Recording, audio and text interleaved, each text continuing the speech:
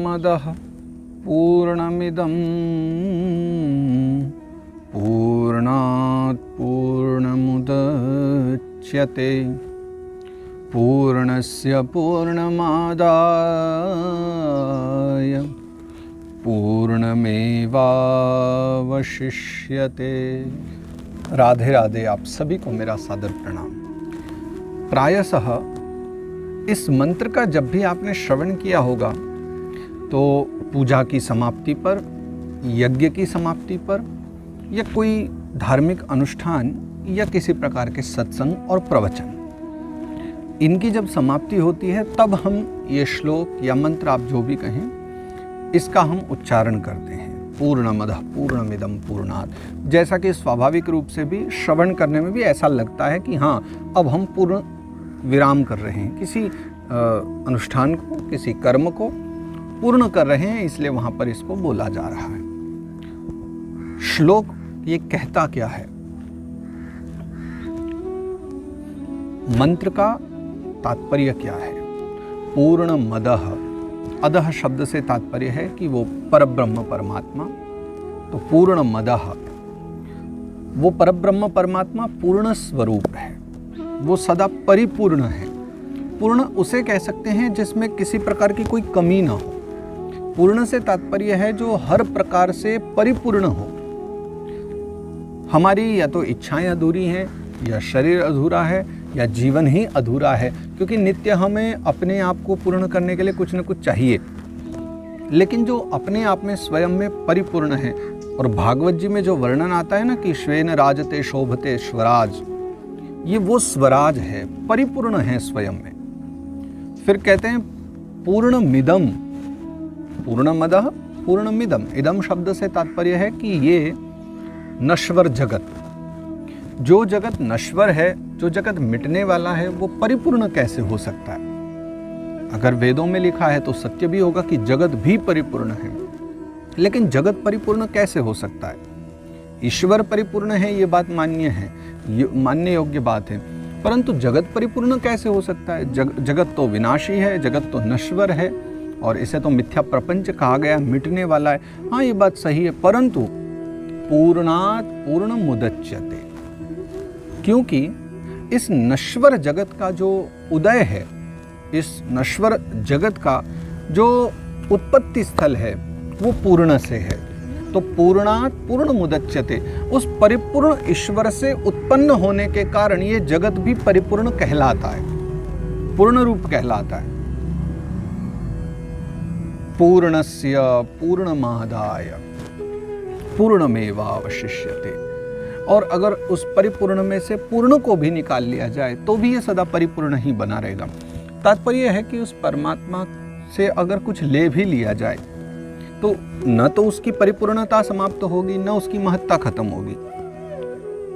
ऐसा कहते हैं ना कि हम लोग अगर बहुत साधना कर लें और हम तपस्वी बन जाएं, हमारे पास बहुत सारा तप आ जाए, और एक व्यक्ति हमारे निकट आता है, कहता है कि प्रभु मेरे घर में बालक नहीं है, आप मुझे वरदान दे दो, आशीर्वाद दे दो कि मेरे घर में बालक हो जाए। तो साधु महात्मा शीघ्रता से तो ऐसा आशीर्वाद नहीं देते, क्योंकि ऐसा मान्यता होती है अगर उन्होंने दिया और अगर कदाचित उसके भाग्य में नहीं था, लेकिन फिर भी अपने तपोबल से दे दिया, तो वो जो पुत्र उसका बनकर आ रहा है वो महात्मा का तपोबल ही आ रहा है।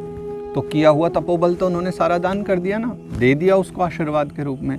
अतएव महात्मा जन शीघ्रता से कभी आशीर्वाद उस प्रकार से नहीं देते, माथे पर हाथ रख करके तुरंत आशीर्वाद नहीं देते थे कि जाओ इच्छा तुम्हारी पूर्ण हो जाए, क्योंकि उससे उनका तपोबल जाएगा। तो क्या परमात्मा के साथ ऐसा, उस परब्रह्म के साथ ऐसा कुछ है? नहीं, ये हमारे साथ है, ये हम सामान्य व्यक्तियों के साथ है कि हम अगर कुछ अनुष्ठान पूजा पाठ करते हैं और हम किसी को आशीर्वाद दे रहे हैं, तो हमारे तप के द्वारा क्योंकि उससे उसका फल प्राप्त हो रहा है, तो वो हमारा तप तो घटेगा ना। हम अपने गेहूं के टंकी में से थोड़ा गेहूं निकाल करके दे रहे हैं तो हमारा खत्म होगा, परंतु परमात्मा है समुद्र, परमात्मा सागर है, और उसमें से वो एक लोटा, एक बाल्टी या एक पूरा बड़ा ड्रम भरकर भी दे दे तो सागर परिपूर्ण है, तो भी सागर परिपूर्ण ही रहेगा, क्योंकि तुम जितना निकाल सकते हो उससे कहीं ज़्यादा उसमें भरता रहता है। कहीं गंगा, कहीं यमुना, कहीं सरस्वती, कावेरी, चर्मनवती, गोदावरी, क्षिप्रा, न जाने कितनी नदियों का जल सम्मिश्रित होकर के सब सागर में जाता है। परमात्मा सागर है, वो परिपूर्ण है, तो पूर्ण मेवावशिष्यते, चाहे उसमें से कुछ भी निकल जाए वो सदा परिपूर्ण ही रहने वाला है। तो उपनिषदों के अनुसार, उपनिषदों के मंत्र के अनुसार ये सारा जो संसार है वो ईश्वरमय है। यह तो हम जो चर्चा भी कर रहे हैं, पूर्णमदः पूर्णमिदं पूर्णात् पूर्णमुदच्यते, उसके अनुरूप भी ये ईश्वर ही सर्वत्र है। या ईशावास्योपनिषद से अगर पहला मंत्र ले लें तो ईशावास्यमिदं सर्वं यत्किंच जगत्यां जगत् तेन त्यक्तेन भुंजीथा मा ग्रदः कस्य स्विद्धन। यजुर्वेद का जो 40वां अध्याय है वही ईशावास्योपनिषद के रूप में है। तो ईशावास्य इदं सर्वम, ये इदम जो जगत है ये सारा भगवान का ही स्वरूप है, परब्रह्म का रूप है। और अगर महात्माओं की लिखी वाणी में बात करें तो परम पूज्यपाद गोस्वामी जी महाराज भी लिखते हैं कि सिया राम मैं सब जग जानी, करहूं प्रणाम जोरी जुग पानी। दोनों युगल हाथ जोड़ करके मैं प्रणाम करता हूं, क्योंकि ये सारा संसार ईश्वरमय है, ईश्वर रूप है, ऐसा वो मानते हैं। अच्छा, हमारे समाज में ईश्वर को देखने वाले 3 प्रकार के भक्त हैं। आप एक बार विचार करो कि हम इनमें से कौन से वाले भक्त हैं जो अपने अनुरूप परमात्मा की छवि का दर्शन करते हैं। सबसे पहले आते हैं ज्ञानी भक्त। ये परम विद्वान होते हैं, ये पढ़े लिखे होते हैं, ज़्यादा समझदार होते हैं, और इस कारण से ये मात्र परमात्मा की बातें करते हैं, ये परब्रह्म का चिंतन करते हैं, सारे समाज को ये परब्रह्म के विषय में व्याख्यान देते हैं। ये निर्गुण निराकार को भजने वाले हैं और साकार को भी कदाचित भजते हैं, उनके स्वरूप को मानते हैं, परंतु ये बहुत सारी बातों का खंडन भी करते हैं। हाँ, ये भगवान को समझते हैं कि वो संसार के रचयिता हैं, वो सारे संसार में समाये हुए हैं। क्योंकि इनके पास ज्ञान है तो ये अपनी बुद्धि के द्वारा, ज्ञान के द्वारा उनका भजन करते हैं। दूसरे भक्त आते हैं, ये होते हैं सेवक। ये जो पहले वाले हैं ना, ज्ञान वाले, ये सिर्फ परमात्मा में ही परमात्मा को देखते हैं। दूसरे वाले अगर जो आ जाते हैं तो दूसरे वाले भक्त ऐसे हैं कि जो साधुओं में भी भगवान को देखते हैं। अगर कोई वेश धारण किया हुआ महात्मा मिल जाए उसमें परमात्मा का दर्शन करते हैं। अगर मंदिर दिख जाए तो वहाँ जा कर के मूर्ति में भगवान का दर्शन करते हैं। ये सेवक भक्त कहे जाते हैं। इन्हें मूर्ति में भी परमात्मा के दर्शन हो जाते हैं। इन्हें साधु महात्माओं में, वेशधारियों में, भगवान का भजन करने वाले, तिलक लगाए हुए, माला फेरते हुए, सत्कर्म करते हुए व्यक्तियों में भी ये भगवत दर्शन कर लेते हैं। ये सेवक भक्त हैं। और एक तीसरे भक्त और भी कहे जाते हैं जिन्हें हम परमहंस भक्त कहते हैं। वैसे महात्मा की भक्तों की अनेक जो उनके अनुरूप है, शास्त्रों के अनुरूप जो अलग अलग विभाग हैं, वो बहुत प्रकार से बहुत जगह बताए हुए हैं। वो कपिल देवहूति संवाद में आता है, वो नवयोगेश्वर संवाद में भी चर्चा की जाती है, और भागवत जी में तो अनेक स्थानों पर भक्तों के अलग अलग विभाग के रूप में बताया गया है। परंतु ये हमारा अपना एक चिंतन है संत महात्माओं का, उस विषय में हम चर्चा कर रहे हैं। तो पहले ज्ञानी भक्त, एक सेवक भक्त, और तीसरे परमहंस भक्त। ये परमहंस भक्त वो हैं कि जिन्हें, जो लिखते हैं ना गोस्वामी जी की, सिया राम मैं सब जग जानी, करहूं प्रणाम जोरी जुग पानी। संसार के एक एक व्यक्ति में, एक एक जीव मात्र में, एक एक जीवधारी में राम का दर्शन होना, ये जितना सहज बोलने में है उतना सहज ही करने में भी है। हमसे नहीं हो पाता ये बिल्कुल भी। हाँ, हम बातें कर लेंगे, इस विषय में चर्चा कर सकते हैं, विचार कर सकते हैं, परंतु संभव नहीं है ना होना, बिल्कुल सहज नहीं है। आप कभी प्रयास करके देख लेना, क्या एक जीव मात्र में हम राम दर्शन कर सकते हैं? नहीं कर सकते। ये बहुत कठोर साधन है। परमहंसों की ये गति है, परमहंस ये कर पाते हैं। उन्हें कोई पत्थर मारता है तो भी उसके लिए कोई दुर्भावना नहीं है, कोई रोटी खिला दे रहा है तो उसके लिए कुछ विशेष सम्मान नहीं है। सबके प्रति बस एक ही भावना है, सबके प्रति बस ये मेरे राम हैं, ये विचार करके ये मेरे कृष्ण हैं, मेरे नारायण हैं, इस विचार से वो जी रहे हैं, और जीवन बड़े सानंद उनका चले जा रहा है, बड़ी प्रसन्नता से जीवन यापन कर रहे हैं। ऐसे परमहंस हुए, उन्हें हम परमहंस कहते हैं। यथा जड़ भरत जी महाराज जैसे व्यक्ति, यथा ऋषभदेव जी जैसे महाराज, तो भक्त किसी प्रकार से भी रहें, ये तीनों विभाग में ज्ञानी भी भक्त हों, सेवक भक्त हों या परमहंस भक्त हों, भगवान की कृपा दृष्टि तो तीनों पर ही रहती है। भगवान का जो वरद हस्त है वो तीनों पर रहता है। परंतु जैसा कि एक पिता के विपुल कुमारा होई पृथक गुणशील आचारा, ये जो एक विधान है कि एक पिता के अनेक बेटे होने पर भी किसी एक बेटे पर तो पिता की कुछ ज़्यादा ही मति रहती है, रति रहती है, प्रेम रहता है। बस उसी प्रकार से कि इनमें भी जो सेवक भक्त है भगवान उसे सबसे ज़्यादा प्रेम करते हैं। भगवान का वचन है ना कि अहम स्मरामि मद्भक्तम नयामि परमाम गतिम।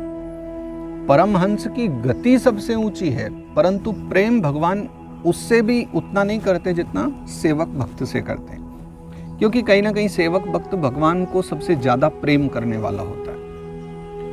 और उसी के लिए तो भगवान ने कहा कि अहम स्मरामि मद्भक्तम नयामि परमाम गतिम।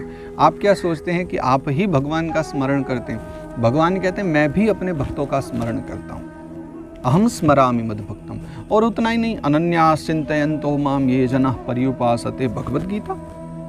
भगवान तो ये भी कह रहे हैं कि मैं स्मरण ही नहीं अकेले करता हूँ, जो मेरा स्मरण करते हैं और जो अपना सारा जीवन मुझ पर ही न्योछावर कर दिए हैं, बस मेरे लिए ही जी रहे हैं, फिर उनकी तो दाल रोटी की भी व्यवस्था मैं ही कर रहा हूँ ना। योग क्षेमम वहाम्यहम। योग और क्षेम का तात्पर्य क्या है? उनके लिए व्यवस्था करना और उनके खर्चों को चलाना। उनकी सारी व्यवस्थाओं को मैं स्वयं देख लेता हूँ। एक माता जी की बड़ी प्यारी कथा है कि एक जगह भागवत कथा हो रही थी। माता जी बैठ करके सुन रही थी और कथा प्रवक्ता पंडित जी बता रहे थे कि ठाकुर जी तो अपने भक्तों का कल्याण करते हैं और इतना करते हैं कि उनका खर्चा भी उठा लेते हैं। अगर कोई अनन्य चित्त होकर के उनको मनाए तो पंडित जी की कथा सुन करके वो कथा विश्राम होते ही माता जी आ गई और बोली, मुझे भगवान का पता लिख के दे दो। वो आप जिनकी बता रहे हैं योगक्षेम वहन करते हैं, बुढ़ापा है, घर में कोई बेटा है नहीं, खुद रोटी बनाती हूँ खाती हूँ। अब ऐसी बुढ़ापे में 70 की आयु में जब मरने की ओर मेरा समय चल रहा है, मैं कब तक काम करूँगी, कब तक खर्चे उठाऊँगी, कब तक कमाऊँगी। लोग थोड़ी बहुत दया करके दे देते हैं, पर लोगों की दया की क्या आवश्यकता जब वो योगक्षेम वहन करेगा। मैं तो उसके लिए जीना चाहती हूँ, पता लिख के दो। पंडित जी थोड़े से शर्माए, विचार किए कि भोली भाली माता है, क्या लिखूं। लिख दिया उन्होंने श्रीमन नारायण वैकुंठ धाम क्षीर सागर, और लक्ष्मीपति का एड्रेस लिख करके पता लिख के माता जी को दे दिया। और प्रसन्न हुई माता जी, घर पहुंची। घर जा कर के उन्होंने एक बच्चे को बुलाया पड़ोस से और उसको कहा कागज़ पेन लेकर के आ। और कागज़ पेन मंगा करके वो माता जी ने पूरे उसमें घर का खर्चे की एक लिस्ट बनाई। ये इतने रुपए का आटा, इतने रुपए की दाल, और ये घर की एक कुंडी टूट गई है उसका इतने रुपया, और बैठने के लिए एक चटाई चाहिए उसका इतना रुपया, और करके वो माता जी ने कुछ 200 रुपये का बिल बना दिया। 200 रुपये मतलब काफ़ी पर्याप्त, कुछ वर्षों पहले की वो है बातें। तो अच्छा 200 रुपये का एक बिल बना दिया जो कि काफ़ी ज़्यादा था। उसको पता लिखवाया ऊपर श्रीमन नारायण वैकुंठ धाम क्षीर सागर, भिजवा दिया। अब वो डाक खाने में पहुंच गया। अब डाक खाने वालों का काम होता है कि वहाँ से फिर वो चिट्ठियों को अलग अलग करते हैं। जब वहाँ से ले लेते हैं, डाकघर में आ जाती चिट्ठियाँ, तो उनको अलग अलग करते हैं कि पहले प्रांतों में किस किस प्रांत में जाएगी, फिर प्रांत से किस किस ज़िले में जाएगी, किस डिस्ट्रिक्ट में जानी है। तो उन्होंने प्रांत देख रहे थे तो उसमें क्षीर सागर देखा, तो बोले प्रांत तो छोड़िए, ये तो देश भी नहीं है, ये तो कोई दूसरे लोक की बात की गई है, किसी दूसरे लोक की चर्चा की गई है। तो अब इन माता जी को हम क्या दें, माता जी को कहाँ से उत्तर मिलेगा, और इस पत्रिका को भेजे कहाँ, पहला प्रश्न तो ये है। बोले इसको खोलो, देखते हैं इसमें क्या है। और पत्रिका को उसको खोला, अंदर लिफाफे को खोल करके देखा तो उसमें चिट्ठी रखी थी, और अपना सारा दुखड़ा माँ जी ने गाया था कि भगवान ऐसे ऐसे घर में परेशानी है, बेटा कोई है नहीं, कोई घर चलाने वाला भी नहीं है, तो अब आप ही हमारे मालिक हो। और अनन्य चित्त हो करके, जैसा पंडित जी ने कहा था ना कि अनन्यास चिंतयन्तो माम ये जनाः पर्युपासते, उस विधान से मैं आपके अनन्य चित्त हो करके भजन करूंगी, बस आप मेरे घर का खर्चा चलवा दो। ये 200 रुपये की बात है, 200 रुपये भिजवा दो, सब ठीक हो जाएगा। देख करके वो बहुत मुस्कुराए सभी डाक खाने वाले। तो उनका जो अधिकारी था बड़ा वहाँ पर, उसने कहा देखो भाई 200 रुपये तो हमारी सैलरी भी नहीं है, पुरानी बातें हैं बहुत उस समय। तो वो बोले इतनी तो हमारी सैलरी भी नहीं है, 200 रुपये हम कहाँ से भेजेंगे, माँ ने तो इतना बड़ा बिल बनाया है 200 रुपये का। एक काम करते हैं हम लोग मिल करके, जो अपने से हो जाता है हम थोड़ा बहुत उनको भेज देते हैं। तो किसी ने 2 रुपया दिए, किसी ने 4 रुपये दे दिए, 10 रुपये उन्होंने अपनी ओर से जोड़े हिम्मत करके, जो अधिकारी थे, और सब ने 2-2, 4-4 रुपये करके, जितने थे वहाँ कुछ और चंदा मांग करके इधर उधर से कि भाई बूढ़ी माता को देना है, 50 रुपये उन्होंने एकत्रित कर लिए। और वो 50 रुपये फिर माता जी के नाम पर मनी ऑर्डर कर दिया उनके एड्रेस पर। और माता जी ने सब देखा, बड़ी प्रसन्न हुई कि भगवान नारायण ने पैसे भेजे हैं, रुपया आए हैं, और इसका मतलब पंडित जी तो सही बोले थे। तो बड़ी प्रसन्न होकर के उन्होंने सब देखा, पर वो देख के उसमें चौंक गई कि ये तो 50 ही रुपये हैं। अब भगवान क्या, रुपये पैसों की तो कोई कमी है नहीं, जो थोड़े से ही भेजे होंगे। तो उन्होंने उस समय अपना काम चला लिया, कुछ सामग्री ले आई, और कुछ दिन बाद फिर उन्होंने एक लिस्ट बना दी, और लिस्ट बना करके और फिर से उसमें एक पर्ची लिख दी, और उसमें सबसे ऊपर लिखा कि हे क्षीर सागरवासी भगवान नारायण, आपका बहुत बहुत धन्यवाद। पिछली बार आपने बहुत पैसे भिजवा दिए तो घर का अच्छा काम चल गया।